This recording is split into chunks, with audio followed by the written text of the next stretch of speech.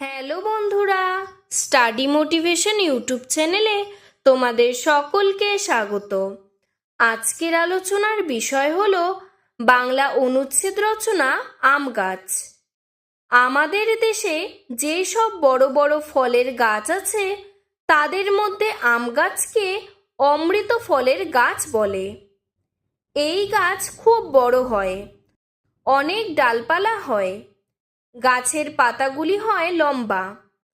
আম আমাদের জাতীয় ফল। আম নানা রকমের হয়, যেমন ফজলি, ল্যাংড়া, বোম্বাই, হিমসাগর, কিষানভোগ ইত্যাদি। তবে এদের মধ্যে ল্যাংড়া আমই খেতে ভালো। আম কাঁচা অবস্থায় টক থাকে, কিন্তু আম পাকলে খুব মিষ্টি হয়। এর জন্য আমকে অমৃত ফল বলে। পৌষ মাঘ মাসে আম গাছে মুকুল আসে। ওই মুকুল হতে গুটির আকারে ছোট ছোট আম হয়। ওই আমগুলি বৈশাখ জ্যৈষ্ঠ মাসে পাকে।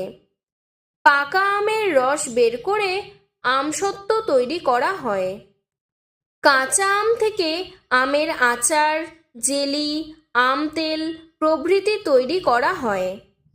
আম গাছের গুঁড়িতে তক্তা এবং ডালপালায় জ্বালানির কাঠ হয়।